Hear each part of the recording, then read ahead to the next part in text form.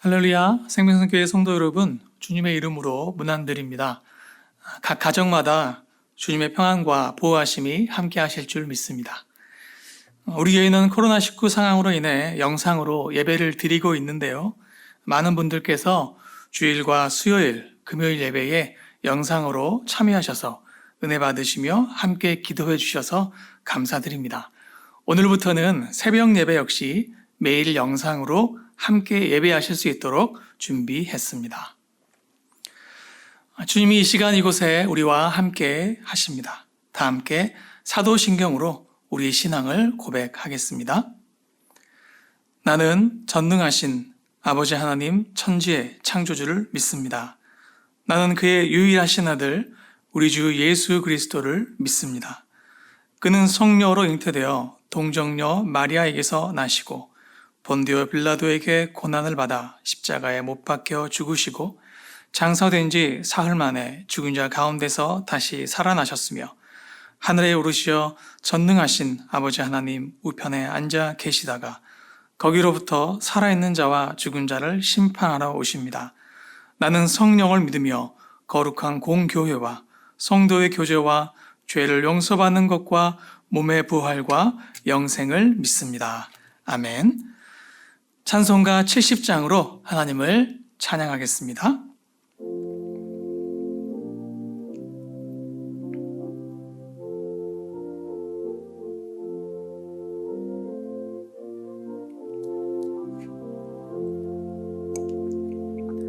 피난처 있으니 환난을 당한 자 이리 오라. 땅들이 변하고 물결이 일어나 산 위에 넘치되 두렵지 않네. 이방이 떠들고 나라들 모여서 진동하나. 우리 주 목소리 한 번만 발하면 천하의 모든 것 망하겠네. 만유주 하나님 우리를 도우니 피난처요.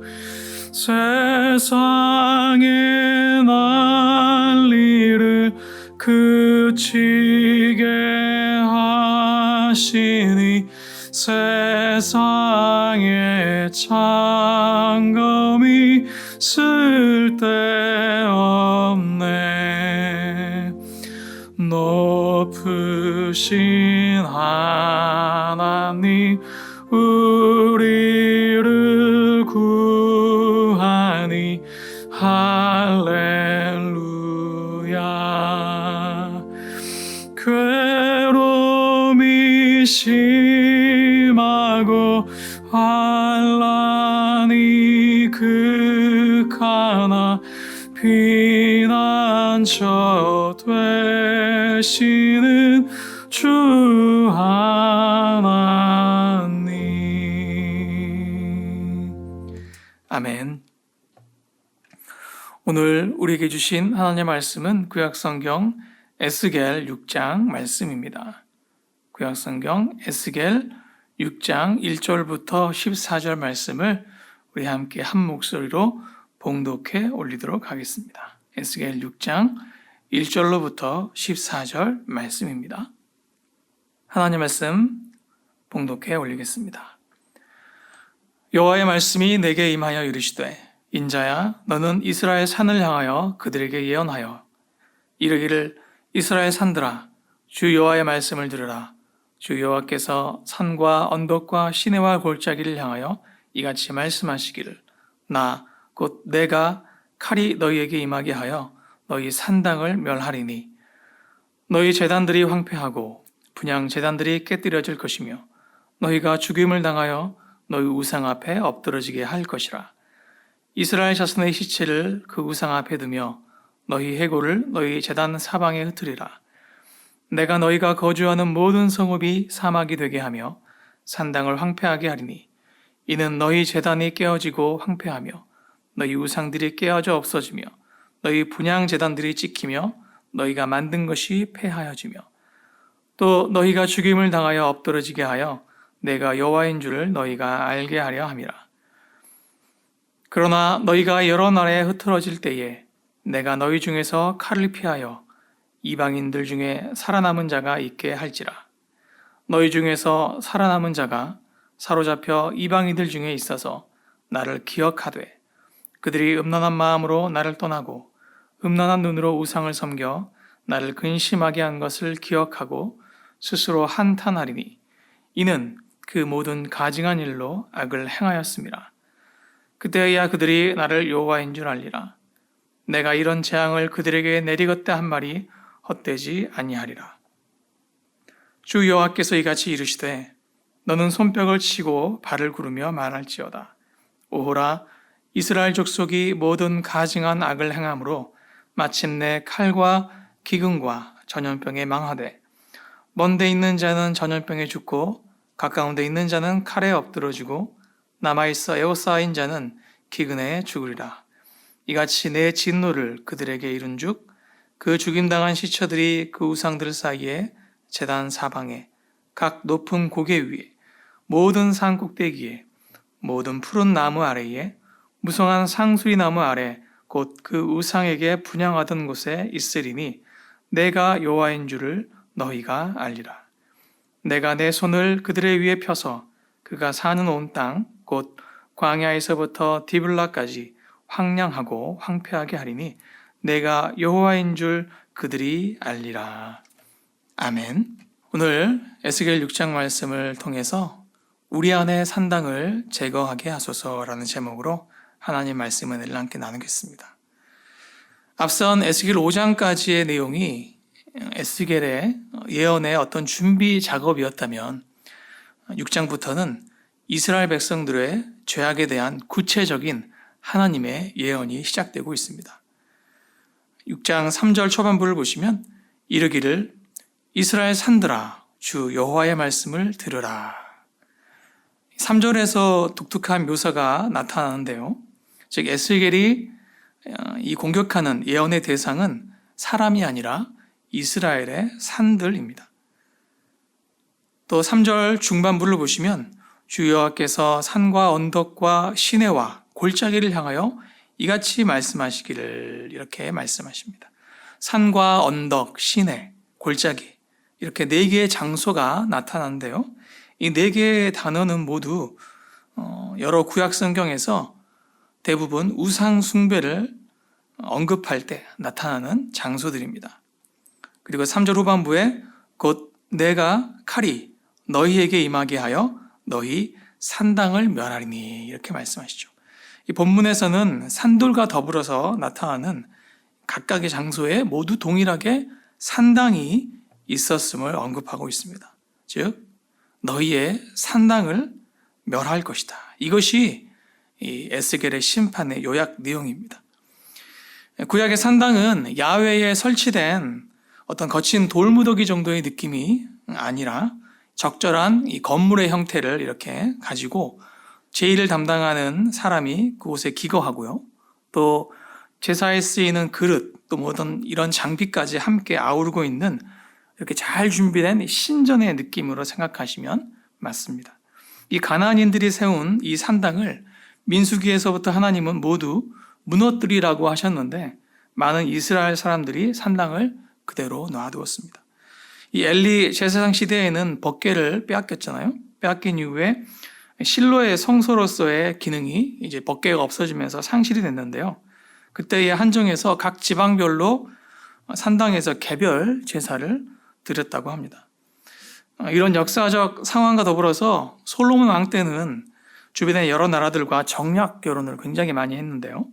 그때 수없이 많은 동맹을 맺게 되었고, 그렇게 동맹을 통해서 데려온 타국의 이 공주들을 위해 그 타국의 공주들이 믿던 신들을 예루살렘, 이스라엘 땅에서도 그대로 믿게 허락을 해주었죠.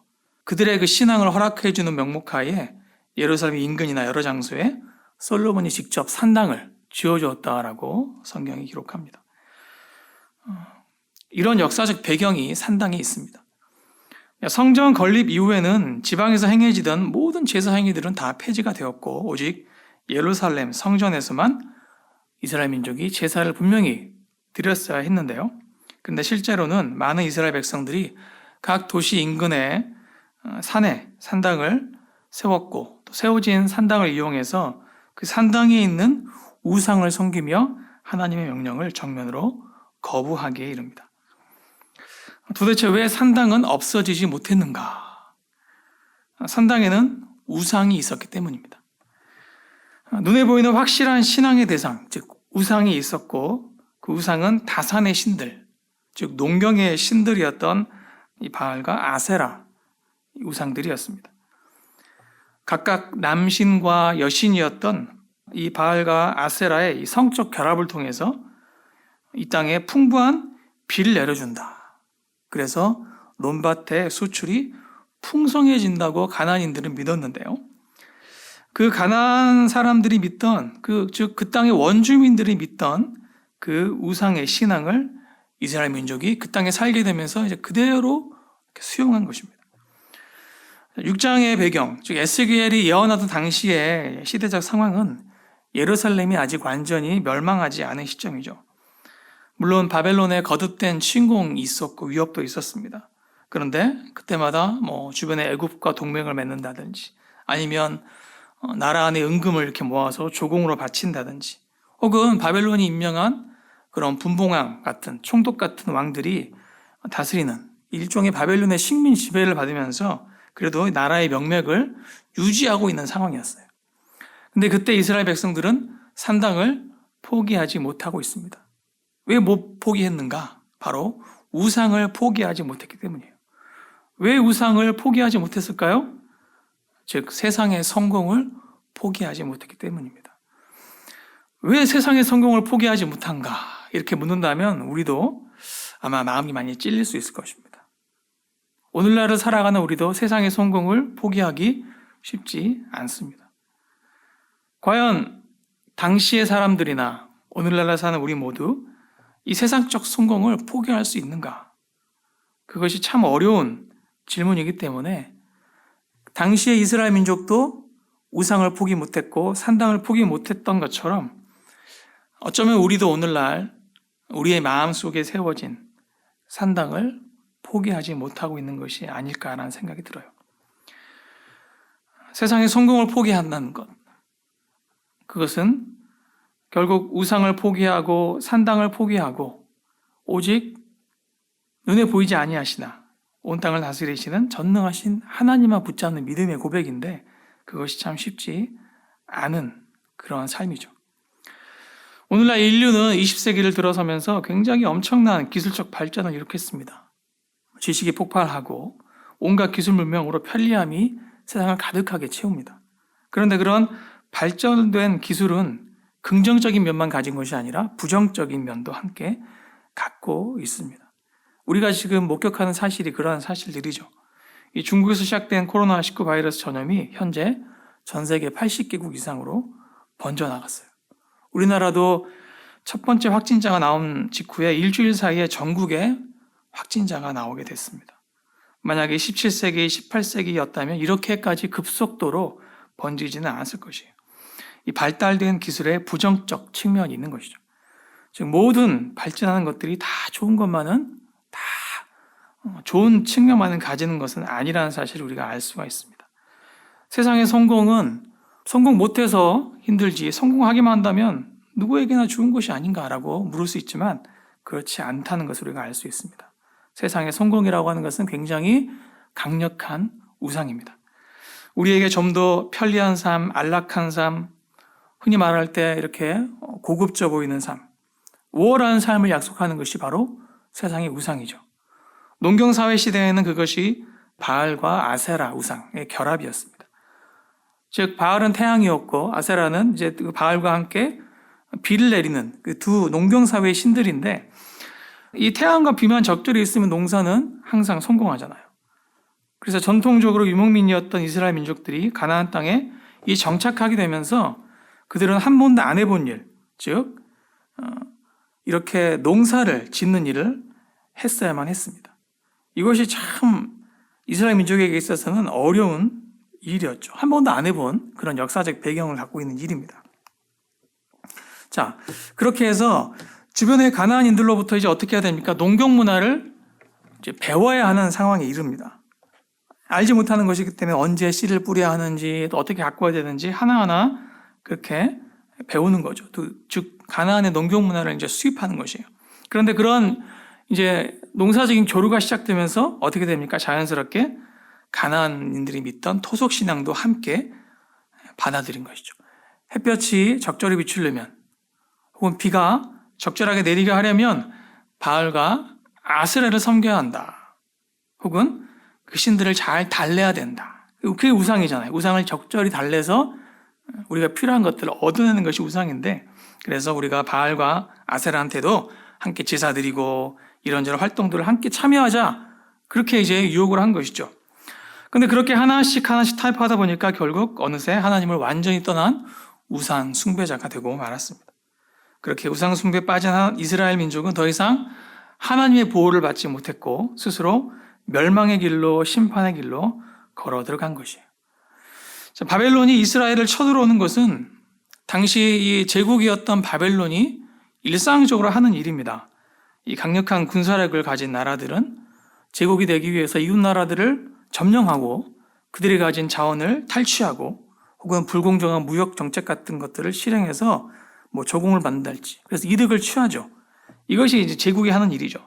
아수르 제국, 바벨론 제국, 그 이후에 헬라 제국, 로마 제국, 몽골 제국, 역사를 거쳐오면서 모든 제국들이 다 그렇게 영토 확장 정책을 펼칩니다. 즉 바벨론은 이스라엘만 점령한 것이 아닙니다. 이스라엘뿐 아니라 주변의 많은 나라들을 점령해 나갔어요. 그리고 제국이 되었습니다.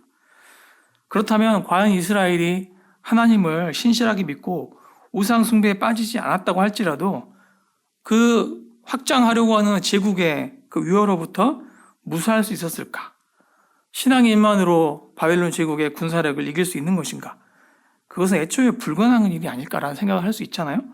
우상 숭배에 빠지든 빠지지 않던 이스라엘은 아마도 멸망의 운명 앞에 놓였을 것이다, 그렇게 생각할 수도 있습니다. 또 많은 세속적 역사학자들이 그렇게 생각해요. 근데 여러분, 이스라엘 민족은 처음부터 큰 나라가 아니었습니다. 처음부터 작은 나라로 시작했죠. 지금도 이스라엘 지도를 우리가 땅에서 보면 이스라엘 민족 그 정치 영토를 다 그려봐도 우리나라 한 도, 두 도 정도 더한 넓이밖에 안 되는 작은 나라예요. 그렇게 시작했고 나라가 망할 때까지 작은 나라에서 벗어나지 못했어요. 그런데 그 이스라엘 역사를 보면요, 그 작은 나라가 큰 나라에게 점령당하지 않고 태평한 시대 혹은 부강한 시대를 살아가는 시기들이 분명히 있습니다. 오늘날로 보면 유럽의 스위스처럼 영세 중립국, 그런 식으로 해서 주변의 이런 군사적 위험으로부터 독립된 위치를 차지하고 평안한 시대를 누리는 시대가 이스라엘도 있었어요. 그때가 언제냐? 바로 다윗과 솔로몬 통치 시대죠. 근데 그때라고 주변 상황이 달랐던 것은 아닙니다. 여전했습니다. 그런데 이 두 왕의 시대는 특별하게 하나님의 도우심을 받던 유일한 시대입니다. 하나님은 다윗 본인을 귀하게 보셨고 또 아버지 다윗을 귀하게 보셔서 다윗 본인의 시대와 다윗의 아들이었던 솔로몬의 시대를 하나님의 특별한 은혜로 지켜주셨어요. 즉 주변 국가들과 활발히 교류하고 또 이렇게 동맹을 맺고 우상 숭배하지 않아도, 그래서 그들과 이렇게 닮아가고 바알과 아세라를 함께 섬기고 이렇게 하지 않아도 하나님의 은혜로 이 두 시대를 지켜주셨어요. 이것이 하나님의 약속이었기 때문입니다. 모세를 통해서 출애굽을 시키실 때부터 가나안 정복 전쟁을 지나서 사사시대를 거쳐 왕정시대를 넘어갈 때까지 하나님은 분명히 이 원칙을 세우셨습니다. 너희가 나를 의지하면 내가 너희를 지켜줄 것이다. 그런데 만약 너희가 나를 의지하지 않는다면 너희 스스로 너희를 지켜야 할 것이다. 하나님이 지켜주시면 비록 나라가 작고 군대가 약하고 가진 것이 없어도 하나님의 군대가 내려오셔서 지켜주시지만 우리가 스스로, 이스라엘 민족이 스스로 지키려고 하면 주변의 강대국들과 숫자로 싸워야 되는 것이에요. 거기 20만이면 우리도 20만, 거기가 100만이면 우리도 100만. 그렇게 경쟁해서 싸워야 되는데 이 작은 나라가 결코 경쟁으로 이길 수가 없죠. 즉 항상 어떤 싸움을 싸우든 질 수밖에 없는 상황이 되는 것입니다. 오늘 우리에게도 하나님께서 동일한 말씀을 하셔요. 너희가 나를 의지하면 내가 너희를 지켜줄 것이다. 이것이 하나님의 약속입니다. 세상을 의지하지 않고 우상을 의지하지 않고 하나님을 온전히 순전한 마음으로 붙잡고 의지하면 하나님이 지켜주시겠다 말씀하셔요. 오늘 6장 9절에서 10절 보면은 하나님께서 이스라엘 민족에게 총 3가지의 하나님의 말씀을 전하시는데요. 첫 번째는 나를 기억하라. 붉은색 글씨를 보시면 나를 기억하라고 되어 있고, 두 번째는 스스로 한탄하라 이런 말씀이고, 마지막 3번째는 나를 여호와인 줄을 알아라. 이 3가지를 하나님께서 말씀하십니다. 나를 기억하라. 우리는 하나님을 기억해야 합니다. 또 스스로 한탄하라는 말씀은 철저히 회개하라는 말씀이에요. 이 말의 원어적 의미를 보면 혐오감인데 죄에 대해서 혐오감을 가질 정도로 철저하게 회개하라 이렇게 말씀하셔요. 우리가 흔히 죄의 유혹을 받는다고 할 때 죄가 정말 짓고 싶기도 하고 죄에 막 끌리는데 내가 그러면 안 되니까 내가 참아야지. 이런 회개가 아니라 그 죄 자체가 정말 철저하게 몸서리 쳐질 정도로 혐오하게 되는, 그래서 완전히 멀리하게 되는 그런 온전한 회개를 여기서 말씀하십니다. 그리고 마지막으로 하나님이 어떤 분이신지 하나님이 누구신가를 너희가 알라고 말씀하셔요. 호세아 6장 3절 말씀 이렇게 말씀하십니다. 그러므로 우리가 여호와를 알자. 힘써 여호와를 알자. 이 호세아를 통해 주께서 주신 말씀처럼 우리가 힘써서 그냥 자연스럽게 아는 것이 아니라 알기 위해서 노력하고 배우고 힘써서 하나님을 알자고 요청하셔요. 예레미야 29장 11절 말씀을 함께 봅니다. 여호와의 말씀이니라 너희를 향한 나의 생각을 내가 아나니 평안이요 재앙이 아니니라 너희에게 미래와 희망을 주는 것이니라. 아멘. 우리가 알아야 될 하나님은 어떤 분이십니까? 우리를 향하신 하나님의 생각은 결코 재앙이 아니라 평안이라고 말씀하십니다. 우리에게 미래와 소망을 주시는 것이 하나님의 마음이며 하나님의 뜻입니다. 비록 인간의 무지와 인간의 죄악으로 지금 우리가 고통 가운데 있지만 이마저도 하나님께서는 반드시 선으로 바꾸어 주실 것이라는 것을 우리에게 알라고 하셔요. 왜 그렇습니까?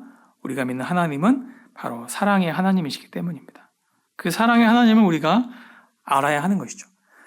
그 하나님께서 우리에게 어떤 약속을 하십니까?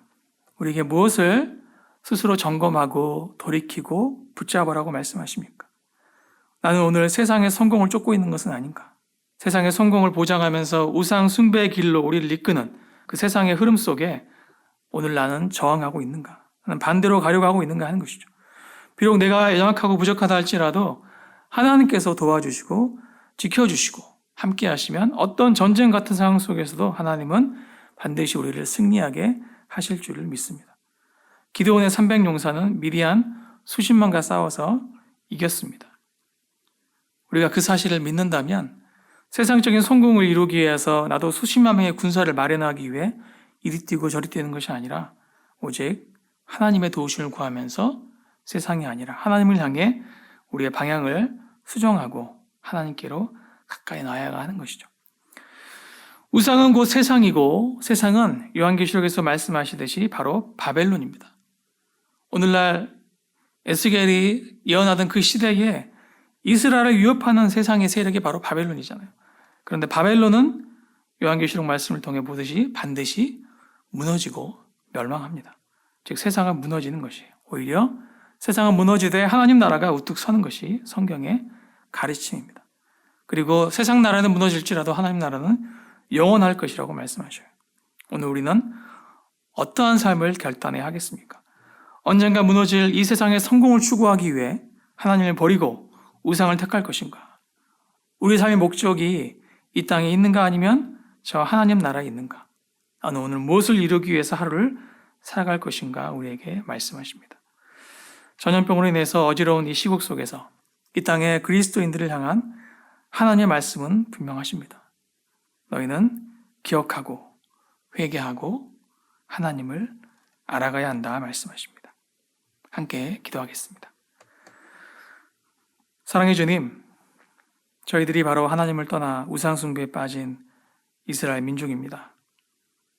우리에게 이렇게 찾아온 환난과 어려움 속에서 저희들이 주님의 음성을 듣습니다. 재앙이 아니라 평안을 주시길 원하시는 주님 앞에 우리의 가슴을 치며 통회하고 회개하오니 주여 긍휼히 여겨 주시옵소서. 이 땅에 사는 주의 백성들이 주님의 말씀대로 살아가게 하옵소서. 거룩한 하나님 나라의 일꾼으로 거듭나게 하여 주옵소서. 오늘도 살아가는 일상의 삶 속에서 주님 저희를 지켜 주시옵소서. 우리보다 더 힘들어하고 고통하는 이웃을 위해 기도하며 겸손히 십자가의 주님을 바라보며 희생과 섬김으로 그리스도의 사랑을 전하는 우리 모두가 되게 하옵소서. 예수님의 이름으로 기도드립니다. 아멘. 이제는 우리 주 예수 그리스도의 은혜와 하나님의 사랑과 성령의 교통과 교제하심이 오직 주님을 기억하고 회개하며 하나님의 사랑을 알아갈 것을 다짐하시는 모든 주의 건석들 위해 지금도 방역 일선에서 수고하는 모든 의료진들과 애쓰시는 분들 위해 주의 몸된 생명선교회의 모든 성도들의 가정과 일터 위에 주의 사랑하시는 이 나라 이 민족 위에 영원토록 함께 하옵시길 축원하옵나이다. 아멘. 오늘 우리가 함께 합심하여서 기도할 내용은 첫째로 이 땅과 온 세상을 다스리시는 분이 하나님이심을 기억하게 하소서. 둘째, 거짓과 탐욕, 세상의 성공에 무너진 우리의 죄악을 회개합니다. 주여 용서하시고 이 땅의 주의 자녀들이 주의 백성된 거룩한 삶을 회복하게 하옵소서. 세 번째로 하나님의 사랑을 알게 하옵소서. 하나님의 사랑을 행하게 하옵소서. 특별히 대구 경북 지역에 하나님의 사랑이 베풀어져 치유의 역사가 있게 하옵소서. 네 번째, 바이러스 상황으로 어려움을 겪고 있는 소상공인들과 자영업자들의 삶을 지켜 주옵소서.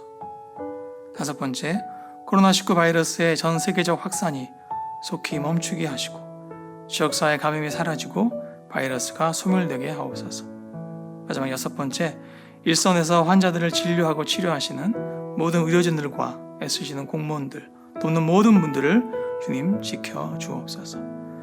우리 이런 기도 제목들을 가지고 함께 한 2, 3분 정도 함께 합심하여서 주님의 나라를 위해 또 주의 도우심을 구하면서 같이 기도하도록 하겠습니다. 기도하시겠습니다.